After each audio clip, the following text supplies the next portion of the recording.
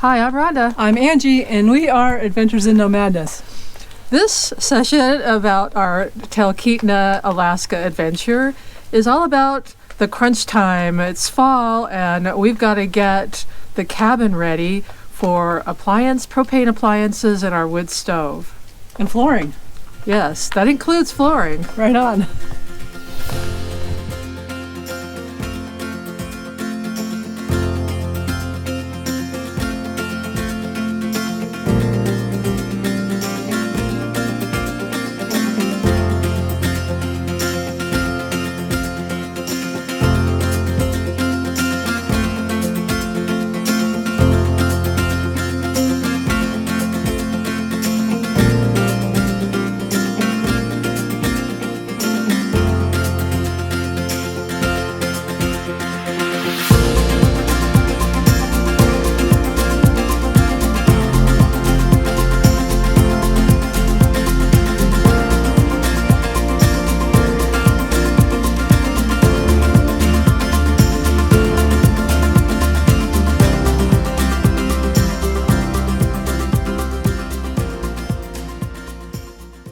There's Rhonda.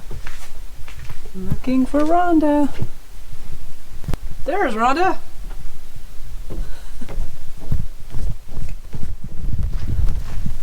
Doesn't the siding look awesome? We're so thrilled not to have any more scaffolding here. What's on the agenda today, honey? Cutting more of these partial logs into rounds so that we can split them. And I'm also trying to figure out if we have overflow, if we overfill this. Which I think we don't want it on the side where the snow is going to go, but I'm thinking maybe we put it over here because our work shed is going to be over on that side. Yeah, so our plan today, it's cold this morning. It was about 32 degrees, a little frost on the windshield for the first time, but we definitely have another nice stretch of a couple days. So we'd love to get the rest of these rounds all cut up and then run another splitter on Sunday and get the rest of our wood just cut up and ready for winter in case we need it. We're not sure how much wood we're going to need. No. But you can never have too much. We'll use it outside too. Hey honey, Yeah, what day is it? it's flooring day. Yay! It's flooring day! Starting on the flooring. It's pretty exciting because that means you know that you're starting to work more on the inside living stuff. And we can get the flooring in, then we can get the wood stove in. I love this kind of flooring. I've installed different laminate wood flooring in my friends and my old cabin. So it works out really good. It's super durable. Great for this kind of environment. You can seal it around the edges and make it super waterproof too, which is also a good thing when you're up here. Yeah. You can't really see our floor very well because now it's covered, but we'll show you the installation of the other half. We have to figure things out first. Well, we're about halfway done, and then we have the same pattern to repeat on about half of the upstairs. So I think it'll go fairly fast up there as well. Yeah, I think so. We'll get the downstairs at least done today. We might work late and get the upstairs done. Mm-hmm. Who knows? We're kind of excited about it. All right, go to work, honey. Chop, chop. Chop, chop.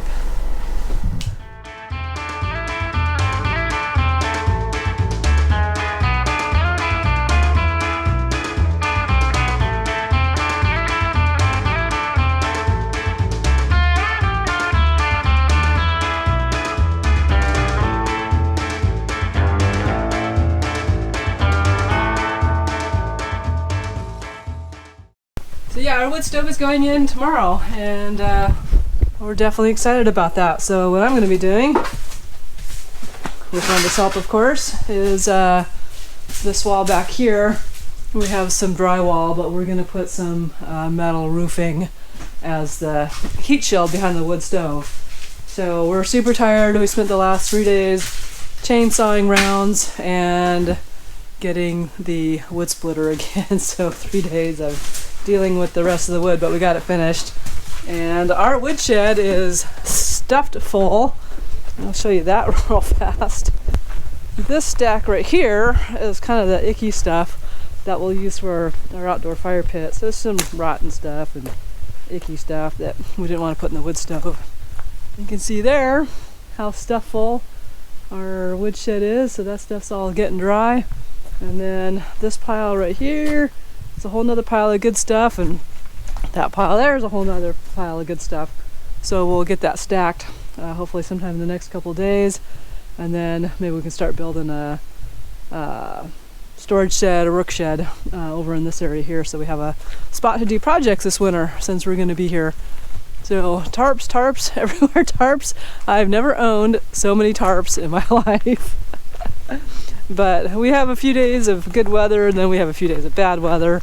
So it's easy just to throw tarps on everything, since we don't have a spot right now to really put stuff away into a shed. It's fall in Alaska, and that means it's, I don't know, mid to later part of September. And we just finished up stacking our overflow over here, but we got a close reminder that not only do leaves fall, but tree trunks fall.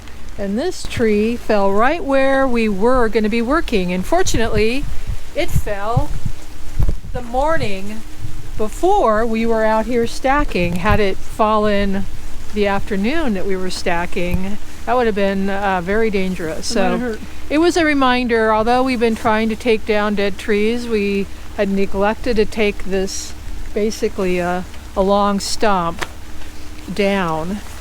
So I have to, when you put up a heat shield behind a wood stove, you have to have a 1-inch gap. And so I'm using 1/2 inch, just scrap 1/2 inch drywall and doubling it up, and then adding strips basically, and then I'll attach the sheet metal, the roofing metal to that. So that'll provide that gap that you're supposed to have by code. And so I need another one kind of in the center, so I'm going to do that right now. And that's it. Fun stuff.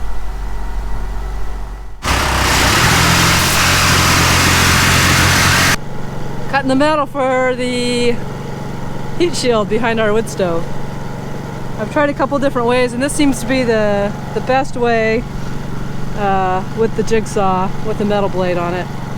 So fingers crossed. This is our beautiful heat shield. We had to rush to finish to install this morning because our wood stove was supposed to be here at 10 for installation, and got a very, very last minute call, so I'm a little irritated right now. And they did a last minute check for quality, which is all great. The thing is, they sell a lot of these stoves, so they should already know what it comes with. And there was the wrong stove pipe, so they have to order it, and now we have to wait almost 2 more weeks to get our wood stove installed. But so we brushed this morning. It looks nice. It's all beautiful and everything. Floor's all cleaned up. The floor looks super nice. So I think we'll take advantage of the rain and work on a video today because we're so behind. What you working on? Drywall. Not my favorite thing to do, but it's not that bad either. Cutting around the outlets is a bit of a pain, but this one looks pretty good. Anyway, we're just doing drywall in the kitchen area. So we didn't want to put wood behind the appliances and the burners, stove. That wouldn't be a good idea. So we're doing drywall in this section here.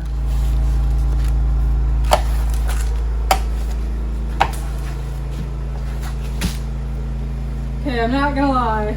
I've done this before, but it doesn't necessarily mean I'm very good at it. And normally you would start off with like a 4 or 5 inch knife, but this is an 8 inch because that's all they had. They had an 8 and a 12, but normally you would start off with a smaller one. But that's okay, I can make this work. So basically, I'm gonna slap some on here. The better you are at it, the less you have to sand. And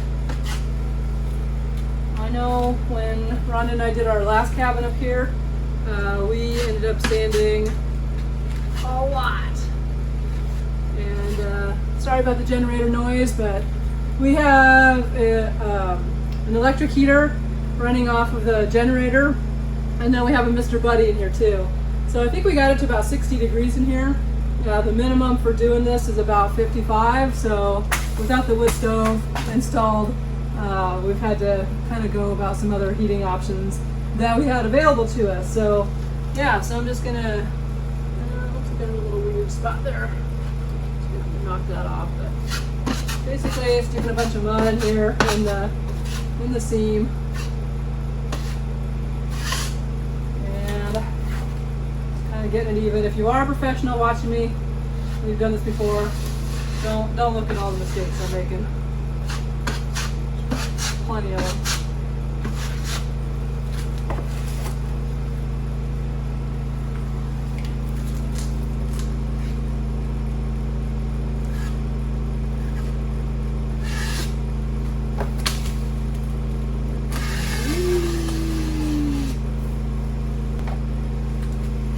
Take my tape and measure off about how much I'm going to need.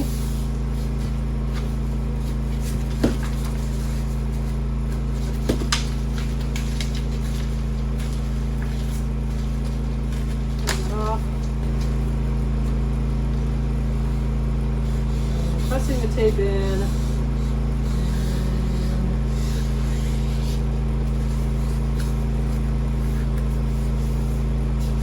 Another thing that professionals will tell you is do the drywall lengthwise, but we have such a small space here, it just didn't really make sense to do it this way with 8-foot lengths that way, so we went. So I'm just gonna press the tape in here in the mud I already have on there.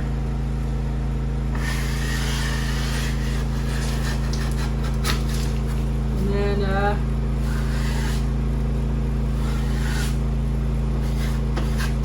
basically has to dry now for about 24 hours. We keep the heat going in here, and then we can come back and make this wider, and then mud over that for a good seam, and do this over a couple of days. So making sure it's warm enough in here, letting it dry properly, and then going to the next round. So I'm glad I don't have a lot of this to do. It's not my favorite.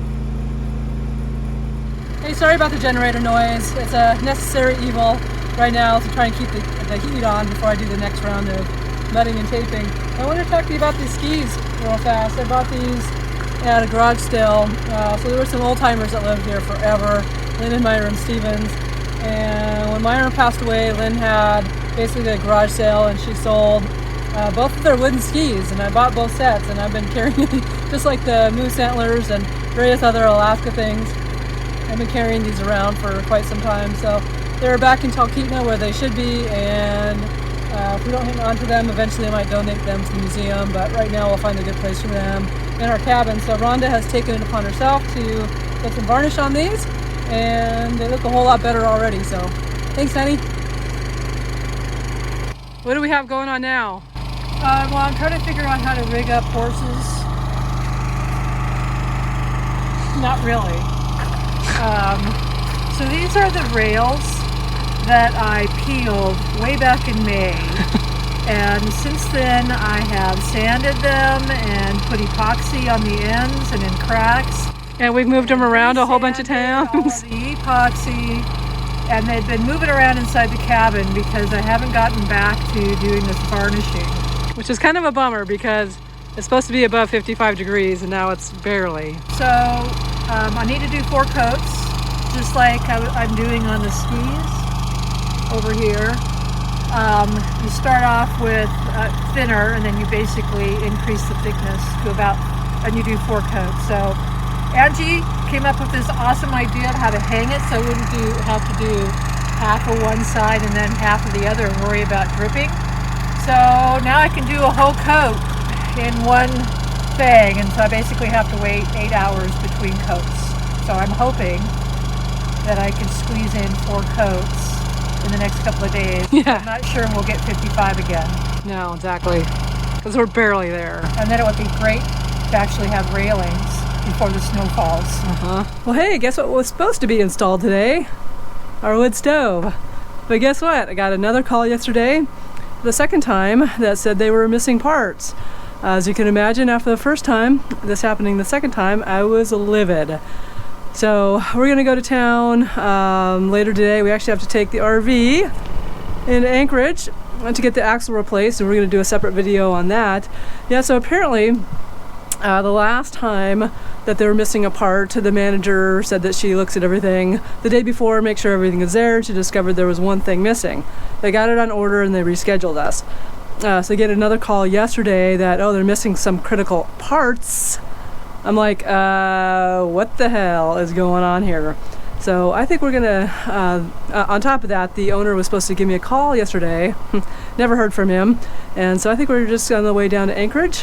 This company is in Wasilla, so I think we're going to pay them a little in-person visit today on the way down and see what's going on there. It's end of September and we're supposed to be, moving in here, probably next month sometime. Within the next month, and as long as it's not, we'll stay in the RV until it gets too cold not to, but it's definitely crunch. We paid for the wood stove months ago, probably around the first part of July, and yeah, pretty disappointed that our wood stove is on hold again. Makes it hard to have enough heat in here. We've really struggled to have enough heat with the drywall and the mudding and taping. So anyway, I've got just a couple little tiny sections to mud and tape. I had to redo a couple sections. I hate bubbles. I saw some bubbles, so I had to redo. So I'm going to do those, and then when we come back from Anchorage in a couple days, then we can finish off the mudding and taping with the last step there. Go on with the texture and the painting, and then while we're in Anchorage the next 2 days, we'll go ahead and get or at least pay for our propane fridge and propane stove. And then we'll have to go back to Anchorage next week with like a U-Haul truck and pick those up. So anyway, that's what we got going on. So we'll be pulling out of here probably within the next couple hours, and next steps in the building process. This is the kind of stuff you're like, oh my God, this whole thing just sucks, and it makes you question you doing this because it could actually be pretty stressful. But I think when we're in Anchorage, we're also probably going to look at some other fireplace companies and see what their lag time is as far as installation, and if we have to cancel what we already got going, that might be what we do. Anyway, we'll see. Ooh, but it's nice and toasty in here. We have our little Mr. Buddy going to keep, but unfortunately, these little canisters only last about 5 hours on low. So, and they're about $5 each, so that gets a little expensive. Trying to keep it warm enough in here. Fortunately, it feels like it's really so well insulated that when we have had the heat off in here, it's kept it above 55, which is the absolute minimum for the mud to dry.